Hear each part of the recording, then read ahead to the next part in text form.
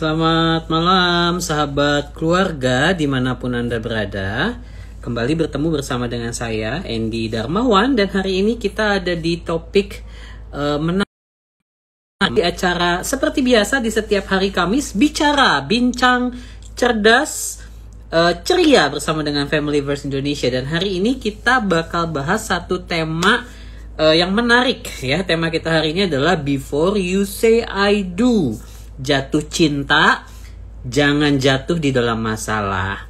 Waduh, nih sahabat keluarga, ngomongin soal jatuh cinta nih topik yang menarik dan selalu relevan sepanjang masa ya. Siapa sih yang gak seneng ngalamin jatuh cinta di dalam kehidupan kita? Siapa sih yang gak seneng falling in love? Siapa sih yang gak seneng kebayang-bayang merasakan rindu sama seseorang yang begitu dekat sama kita? Tapi ternyata jatuh cinta itu juga perlu berhati-hati sahabat keluarga. Karena bisa jadi kita yang sedang jatuh cinta itu jatuh di dalam masalah. Nah, bila mana jatuh cinta itu bakal jatuh di dalam masalah, nanti kita bakal ngobrol bareng bersama dengan Alen di dalam kesempatan malam hari ini. Dan kita mau sama-sama coba membahas topik ini ya. Saya mau sapa dulu sahabat keluarga yang sudah bergabung di dalam kesempatan malam ini. Selamat malam sahabat keluarga. Mungkin boleh ditulis di kolom komentar nih sahabat keluarga yang lagi join di dalam kesempatan malam hari ini. Asalnya dari mana ya? Karena Familyverse Indonesia tentunya dikenal begitu banyak orang, bahkan di seluruh Indonesia. Boleh dong ditulis di kolom komen asalnya dari mana supaya saya bisa bacain juga nih sambil say hi kepada sahabat keluarga yang sudah join di dalam kesempatan malam hari ini. Masih di bulan Februari ya, bulan penuh cinta. Jadi topik soal Before You Say I Do ini ada dari dari planet Bekasi, itu si Alen ya. Nanti bakal ngobrol sama-sama kita malam hari ini. Memang Bekasi itu di luar bumi ya. Enggak juga ya.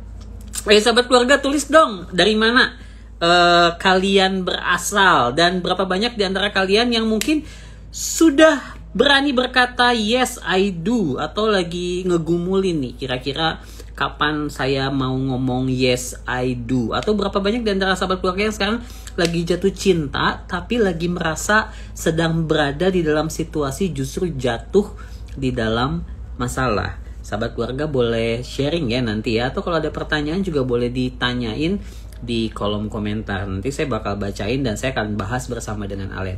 Oke, kita langsung invite Alen aja yang datang dari luar planet bumi. Enggak lah ya. Dari Bekasi ini, jauh-jauh dari Bekasi kita bakal ngobrol bersama dengan Alen di dalam kesempatan malam hari ini. Ngomongin soal You Say I Do.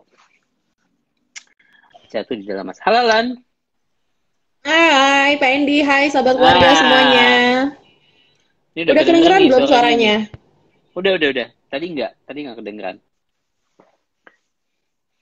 Oke, sahabat keluarga. Nah, halo kan?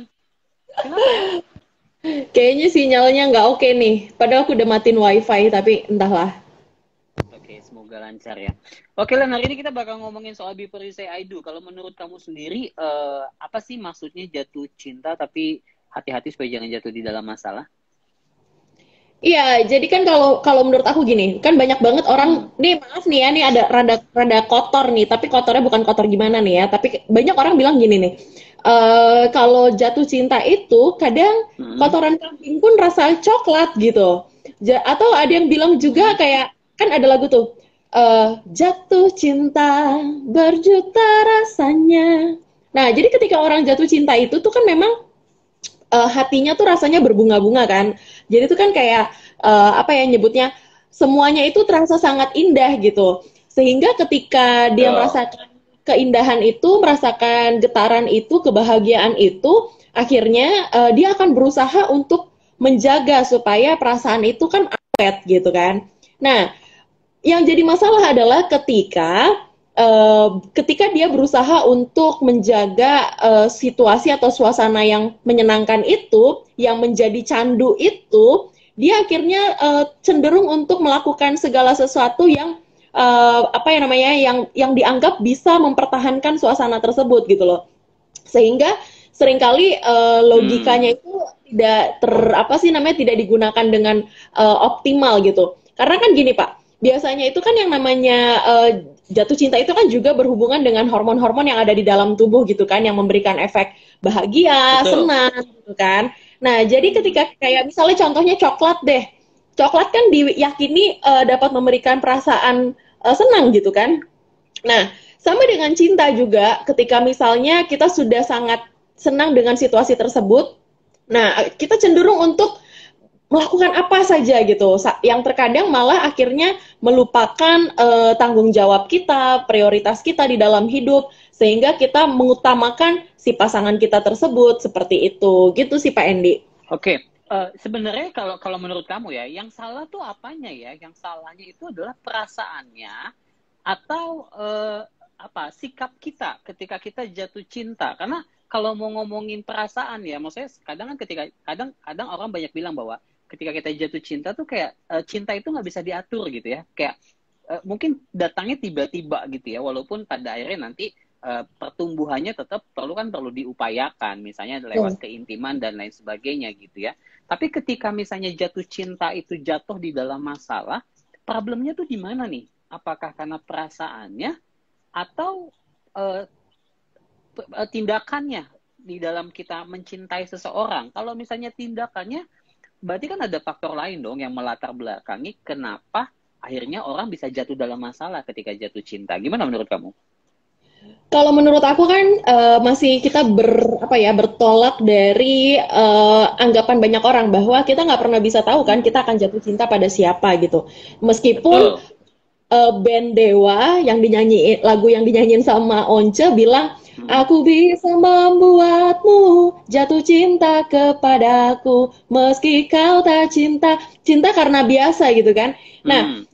terlepas dari bentuknya apa namanya alasan dia jatuh cinta itu seperti apa, mungkin karena sering bersama atau karena kekaguman akan kepintaran, akan prestasi dan lain-lain atau secara fisik dan lain-lain. Yang salah itu kalau menurut aku sendiri sebenarnya adalah dari perilaku, sikap dan perilaku dari si orang tersebut gitu yang dapat menyebabkan jatuh ke dalam masalah. Karena begini, apapun alasannya seseorang jatuh cinta terhadap orang lain, maka akan ada muncul yang namanya perilaku-perilaku gitu kan, perilaku-perilaku untuk entah itu berusaha untuk mendapatkan orang tersebut atau untuk menarik perhatian atau untuk mengatasi atau mengontrol perasaan tersebut, perasaan yang Hmm. dimilikinya tersebut gitu. Nah, jadi ketika perilaku di apa namanya orang jatuh dalam masalah adalah ketika perilakunya dia itu tidak didasarkan kepada yang namanya logika gitu kan.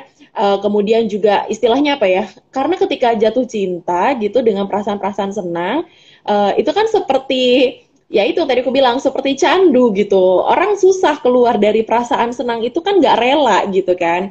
Nah, jadi gimana nih kalau misalnya si perasaan ini kita tahu nih perasaan kan nggak bisa kita nggak bisa milih nih. Tapi sebenarnya Betul. kalau Pendi gimana Pendi? Kalau menurut aku sebenarnya kita sendiri masih ada kendali loh untuk bisa jatuh cinta dengan siapa ya nggak sih? Iya bisa bisa. Yang pasti kan kita pasti jatuh cinta pasti sebelumnya kita punya alasan kenapa kita jatuh cinta sama seseorang, bener gak? Nggak bisa misalnya kalau ditanya, kamu kenapa sayang sama aku? Nggak ada alasannya. Menurutku, menurutku itu jawaban yang agak sulit di bagiku ya. Menurutku kayak nggak make sense kalau dibilang jatuh cinta alasannya apa? Nggak ada, pasti ada alasannya. Entah itu misalnya karena ada hal-hal tertentu yang dia sukai dari kita, entah ada hal-hal tertentu yang mungkin menurut dia menarik atau mungkin kalau boleh pakai istilah keren keberadaan kita saling melengkapi kan gitu ya. Kadang itu yang akhirnya mendorong kita untuk tertarik kepada seseorang gitu. Dan aku setuju bahwa sebenarnya jatuh cinta satu sisi memang mungkin bisa datang tiba-tiba, tetapi pertanyaannya kan yang datang tiba-tiba itu juga perlu diuji, bener nggak sih? Kan ada orang yang Betul, bilang katanya betul.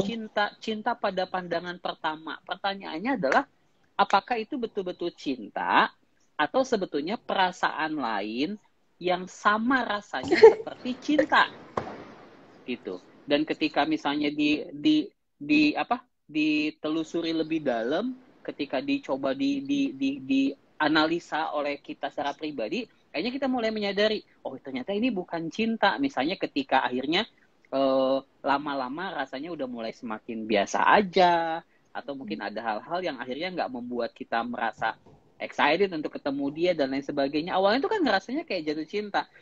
Kita pernah discuss kan yang soal teori yang Ya, waktu orang jembatan ngalamin, cinta. iya, jembatan cinta itu tuh yang waktu orang ngalamin ketika orang mengalami jatuh cinta itu ada beberapa perpaduan emosi gitu kan di dalamnya yang rasanya sama seperti ketika orang jatuh cinta gitu kan ya. Betul, betul. Perasaan apa aja, cemas, terus apa lagi lah? Cemas, kemudian ada anger juga, rasa marah, tapi juga ada romance di situ gitu loh. Itu yang jadi candunya itu kan jadi kayak satu sisi ada perasaan manis, tapi di satu sisi lagi ada tantangan yang bikin orang jadi merasa anxiety, merasa apa sih anxious itu rasa cemas dan juga rasa apa sih takut, fear, sorry bukan anger, fear. Jadi anxiety, fear sama romance tadi gitu. Cemas. Itu yang bikin orang jadi kayak nggak bisa lepas gitu karena kan perasaan untuk merasa tertantang, ada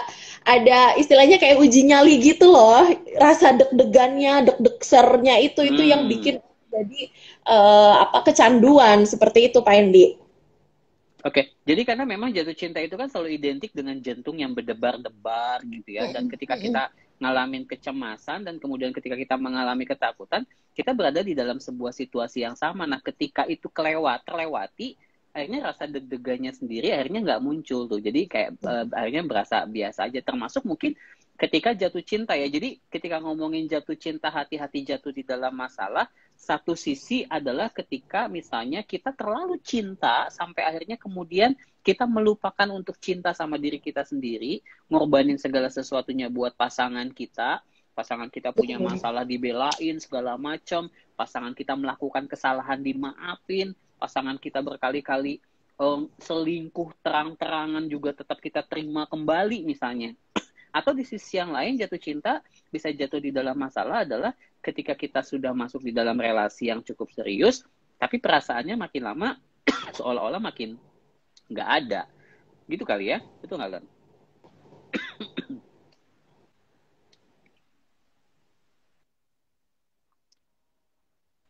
Ya, betul banget. Dan itu kayak relate banget gak sih dengan kehidupan kaulah muda akhir-akhir ini gitu. Tapi aku juga mau share gini Pak Endi. Banyak hal kayak ngomongin tentang jatuh dalam masalah ya. Tadi kita ngomongin kita suka mengabaikan self love gitu ya, cinta pada diri sendiri. Nah, seringkali gini, kalau Pak Himawan tuh biasanya pakai istilah masa promosi. Nah, ketika masa-masa promosi ini, orang berusaha untuk mempertahankan atau mendapatkan perhatian dari pasangan yang dia tuju ini, dia akan melakukan segala sesuatunya gitu kan. Betul. Termasuk di dalamnya, ketika seseorang akhirnya mengorbankan prioritas dalam dirinya untuk mengikuti skenario hidup dari si orang yang dia suka ini, yang dia sayangi ini gitu kan. Sebagai contoh gini, dulu banget waktu SMA ada temen kayak gini, dia naksir banget sama satu anak basket, temenku cewek, dia naksir sama anak basket, terus kayak si anak basket ini tuh hampir nggak punya waktu untuk ngerjain tugas-tugas. Waktu itu pelajaran ekonomi akuntansi. Akhirnya temen aku dimintain tolong untuk ngerjain tugas-tugasnya dia. Padahal mereka beda kelas gitu kan. Nah, sehingga akhirnya temanku ini tidak mengerjakan tugasnya dia gitu. Dan dia merasa kayak ya nggak apa-apa, yang penting cowok gue dapet yang dia butuhkan, tapi dia lupa bahwa dia sendiri punya tanggung jawab gitu. Dan ini banyak banget yang terjadi juga di dalam relasi kaula muda. Misalnya dengan akhirnya banyak terjadinya free sex gitu kan, sebagai ini kan dunia tipu-tipu nih Pak. Kalau sekarang kan istilahnya dunia tipu-tipu. Jadi kalau dibilang tuh bagaimana memberikan tipu daya, contohnya adalah dengan menggunakan kalimat, kalau kamu sayang sama saya, kamu harus membuktikan, kamu harus memberikan diri kamu kepada saya seluruhnya, segala macam bla bla bla.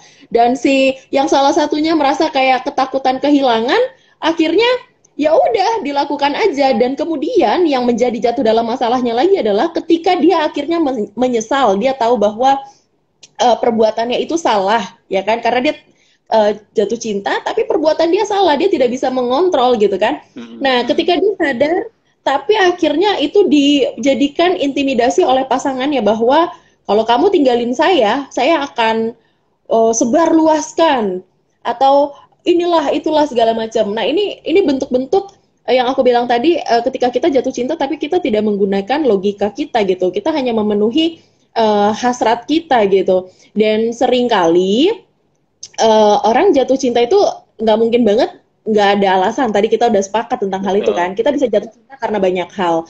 Nah, ketika seseorang jatuh cinta pada orang lainnya, kita mesti tahu betul kenapa kita bisa jatuh cinta sama dia. Apakah sekadar tadi ada yang komen love at the first sight itu biasanya adalah jatuh cinta secara fisik gitu kan. Ya memang bisa sangat kemungkinannya sangat besar gitu.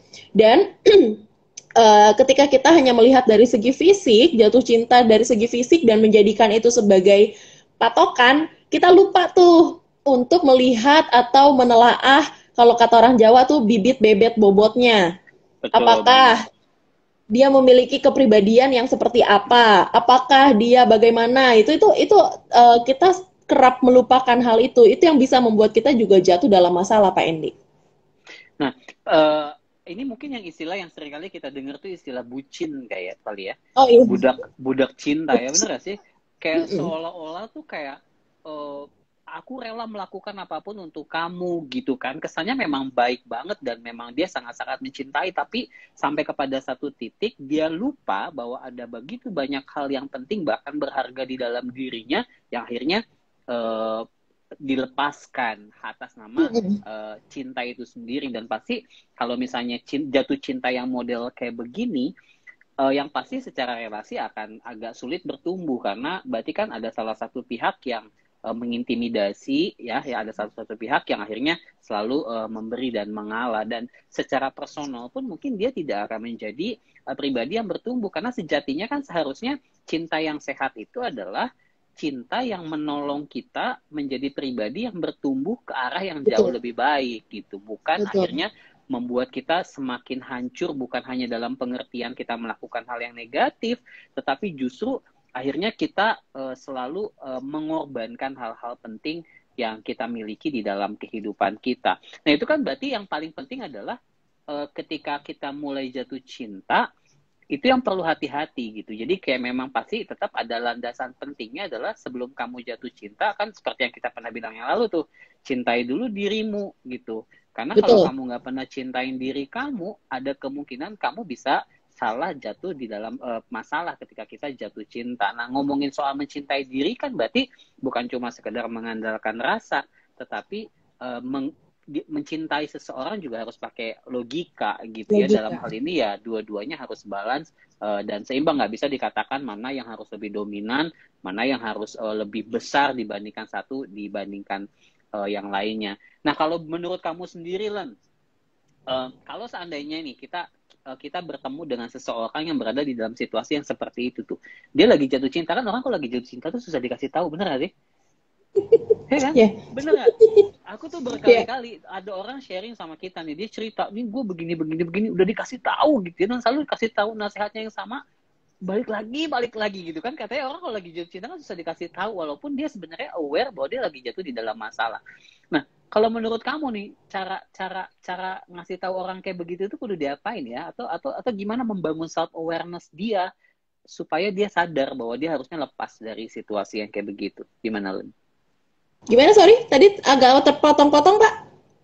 Gimana caranya kita bisa nolongin orang yang udah dibutakan oleh cinta supaya self awareness-nya dia tuh muncul gitu loh, dan dia tahu bahwa oh ya ini dalam masalah nih, gue harus melepaskan diri. Gimana, Len?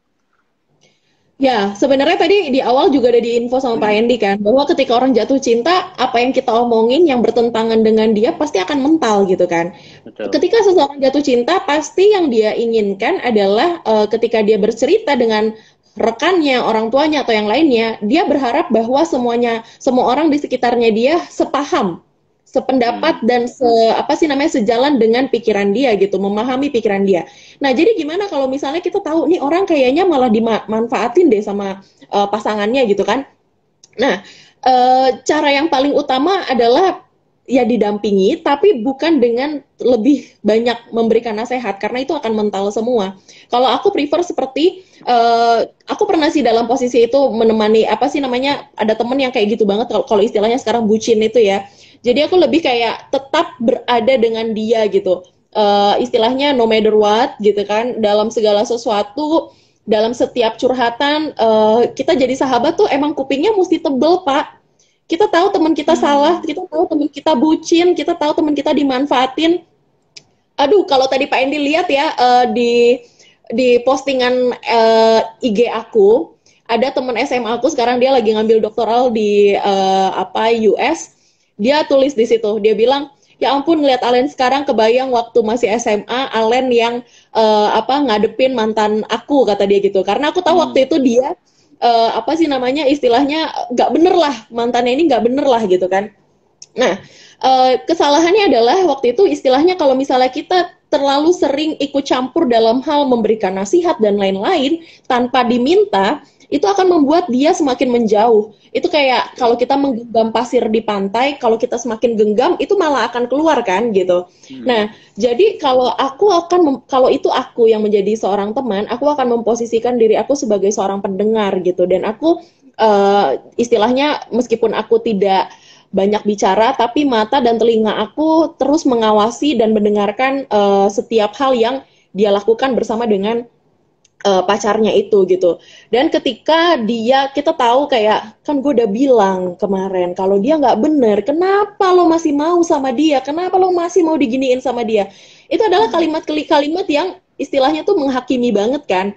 Ya manusiawi, pasti kita kesel, kemarin udah gue bilang kayak gini masih dilakukan juga. Tapi untuk orang-orang yang sedang di quotes and quotes dibutakan, perasaannya dibutakan gitu kan ya, logikanya dibutakan oleh perasaan yang sedang dia nikmati, kita nggak bisa ngomong kayak gitu, tapi kita akan lebih, ya nggak apa-apa diulang lagi aja omongannya. Dan pada titik tertentu ketika misalnya batasannya sudah jauh gitu ya, masalah kita udah ngerasa kayak, ini udah nggak bisa lagi nih, ini udah melanggar norma, melanggar values, melanggar apa segala macam, itu adalah tindakan tegas yang harus dilakukan. Karena kalau firman Tuhan juga kan mengatakan ya, kalau misalnya sahabat yang baik itu ya dia juga akan menampar kok, tapi itu untuk kebaikan gitu. Ada kalanya aku harus ngomong misalnya dengan orang tua dari temanku atau apa, nggak apa-apa dia benci, tapi paling nggak dia tahu bahwa dia perlu dikontrol. Dia sudah tidak memiliki self control, maka dia harus kita harus mencari orang-orang yang dapat mengontrol dia gitu loh, menolong dia untuk mengontrol gitu. Kalau aku sih gitu ya Pak, nggak nasihat itu biasanya mental, begitu aja sih memang. Betul, setuju banget. Nah, tapi persoalannya kayak begini, kadang orang ya ketika misalnya dia, kan tiap orang itu tuh kayak punya daya juang berbeda-beda, bener gak sih? Ketika menghadapi sebuah masalah, termasuk ketika dia jatuh cinta, betul ya? Untuk suara aku kedengar nggak kan? Oke. Untuk beberapa orang misalnya nih ketika udah sering kali dimanfaatin segala macam, dia udah merasa bahwa oh ini udah nggak beres gitu. Tapi ada beberapa orang yang kayak tingkat kesabarannya tuh sangat tinggi sekali gitu ya. Kayak udah diapa-apain, justru kita yang ngelihat dari luar nih yang gemes gitu ngelihat dia digituin kok. Ya udah santuy aja gitu, dan atas nama cinta dia berkata bahwa ya mungkin panggilanku adalah berkorban untuk orang lain, misalnya kayak begitu ya. Nah, kalau menurut kamu nih, kira-kira sampai batas mana sih kita seharusnya sadar bahwa kita sedang berada di dalam relasi yang bermasalah nih sebenarnya, bukan relasi yang wajar lagi.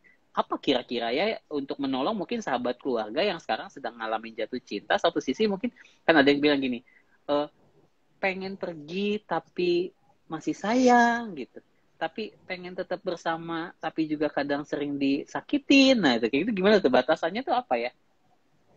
Ya ampun, itu tuh seperti kisahku sebenarnya. Jadi kalau ngomongin tentang hal-hal yang toxic dalam relationship ya, bahwa kita sudah seharusnya meninggalkan relasi tersebut, itu kan ada banyak hal ya, bukan cuma sekadar kekerasan dalam pacaran, bukan sekadar free sex, tapi ada juga kayak tentang misalnya komitmen, bagaimana menjalankan komitmen dan lain-lain. Jadi aku kan pernah pacaran kayak hampir 6 tahun gitu kan, tapi kan aku sadar bahwa itu nggak jalan kemana-mana juga gitu. Dan yang kayak tadi Pak Endi bilang mau ninggalin relasi tersebut kok kayaknya gimana gitu kan. Kayak kalau aku dulu ngerasa takutnya gini, gila gue udah pacaran hampir 6 tahun, gue harus meninggalkan hubungan yang selama 6 tahun. Yang kadang berpikirnya kayak, aduh nanti gue harus gue udah kenalin dia sama orang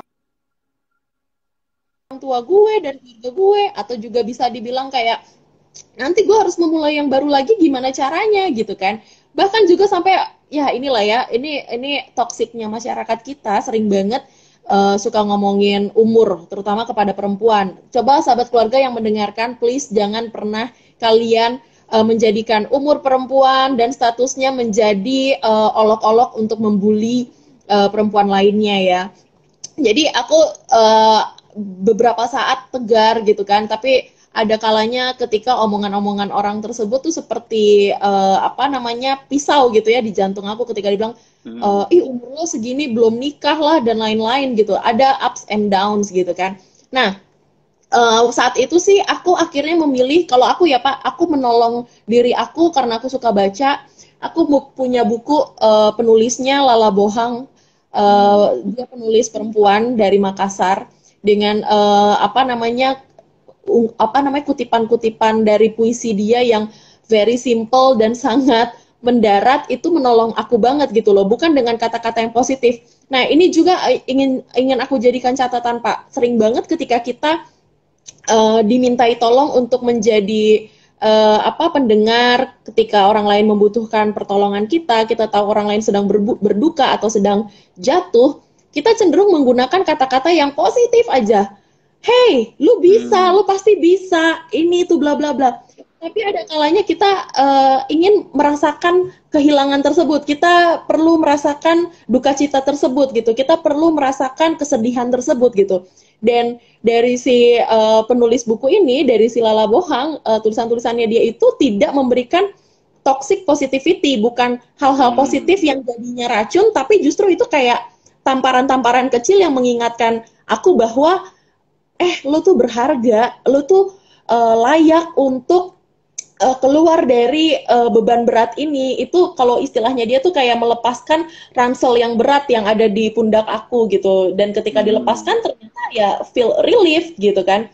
Nah, jadi memang sering banget istilahnya apa ya, ketika ngomongin tentang orang yang nggak bisa move on dari hubungan yang sudah sebenarnya harus ditinggalkan, itu seringkali juga karena bukan cuma ngomongin tentang apa sih namanya adaptasi lagi atau lamanya berpacaran, kadang juga sebagai orang-orang banyak orang yang merasa dirinya tidak cukup layak gitu Pak. Mereka merasa rendah diri, kemudian berkata kayak, emangnya habis ini ada yang mau sama aku ya? Emangnya nanti ada yang mau kenalan sama aku ya? Gitu. Dan inilah yang membuat orang lain akhirnya banyak yang bertahan hanya karena merasa cuma dia yang mau terima gue gitu. Kayak gitu sih Pak. Iya, setuju banget sih. Dan pasti tetap dinamikanya itu bukan sesuatu yang mudah ya. Setiap orang tuh pasti akan melewati proses yang sulit untuk sampai kepada titik itu kan. Apalagi kayak kamu kan 6 tahun, pasti juga kalau sekarang kan kita ngelihatnya Alun sudah bisa lepas nih, bahkan sudah menemukan tambatan hatinya gitu. Tapi kan prosesnya itu tuh adalah sebuah proses yang gak mudah. Jadi sahabat keluarga, kalau seandainya saat ini sahabat keluarga sedang berada di dalam situasi yang sama ya, maksudnya jatuh cinta tapi sisi yang lain juga menyadari bahwa sedang berada di dalam sebuah masalah, nggak apa-apa. Yang penting pertama kita harus tetap membangun self awareness bahwa kita berada di dalam situasi yang memang nggak sehat nih buat kita secara pribadi dan juga buat relasi ini.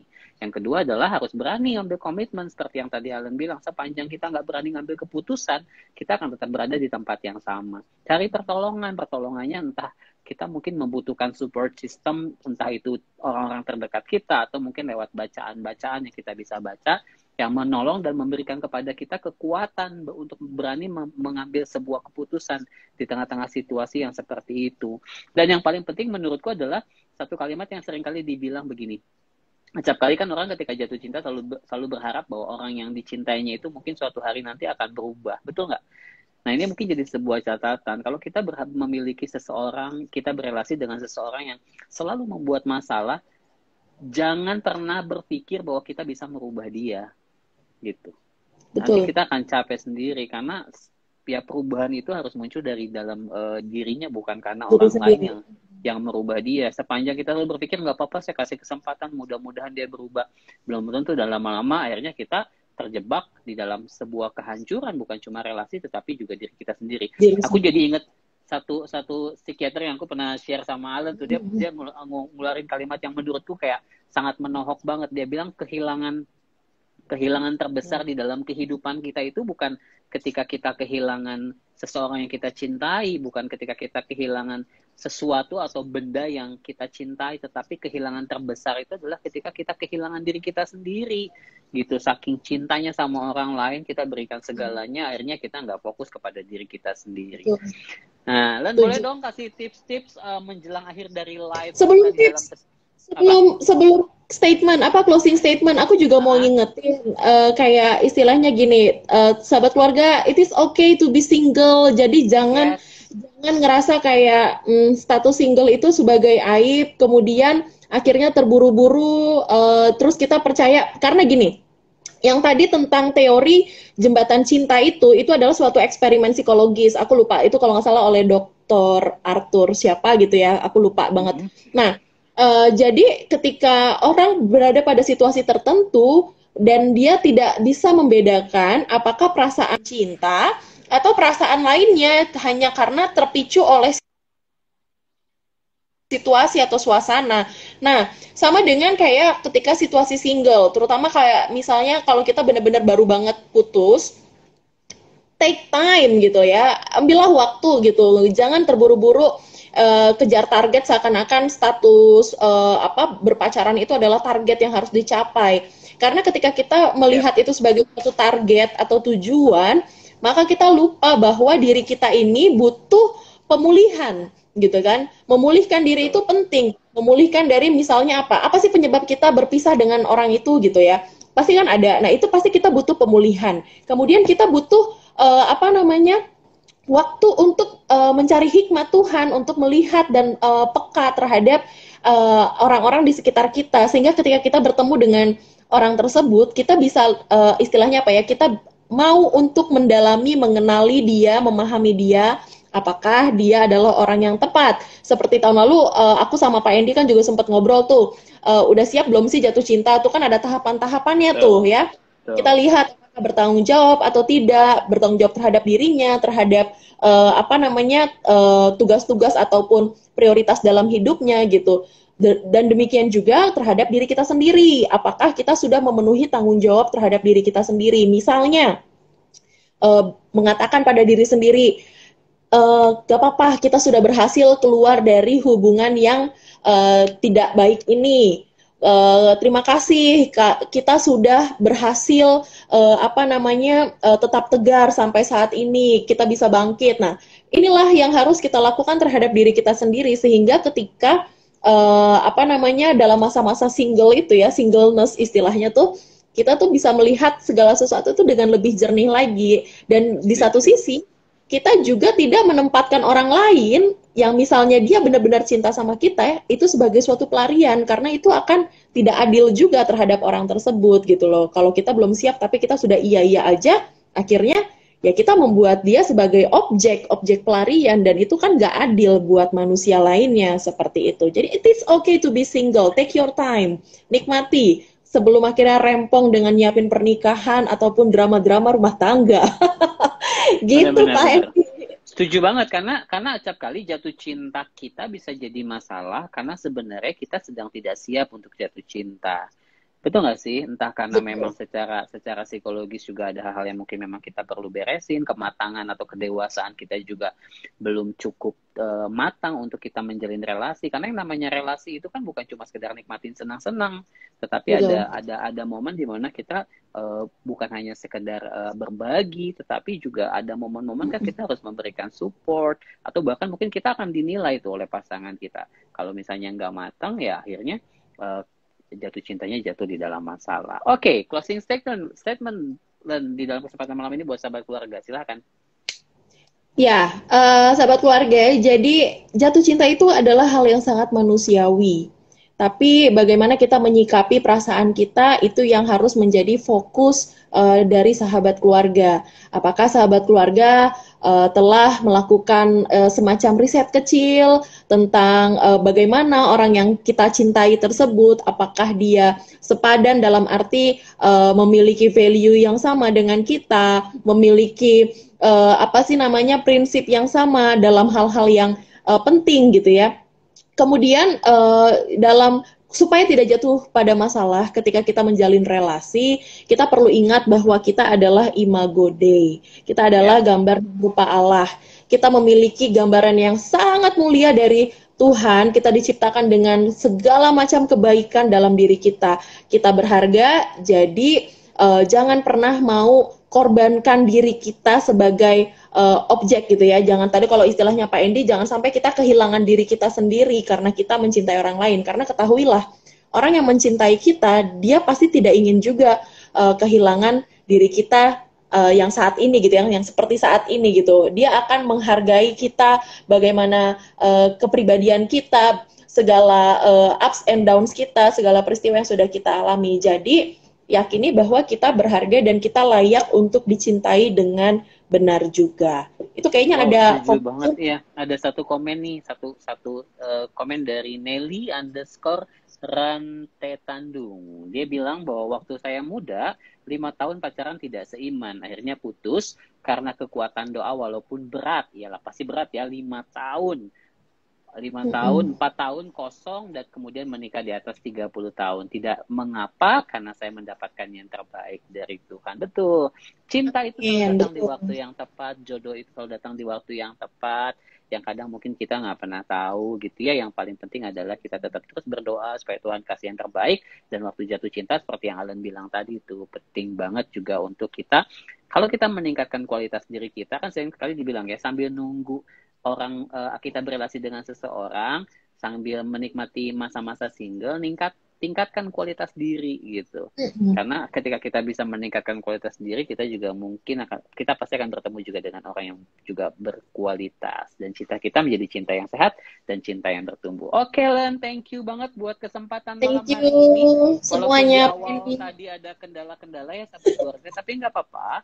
Ya itu bagian dari hidup kita, bukan? Karena hidup kita kan nggak selalu selamanya lancar-lancar aja kayak jaringan internet. Jadi buat Pendi, satu lagi dong, boleh nggak? Apa? Boleh banget.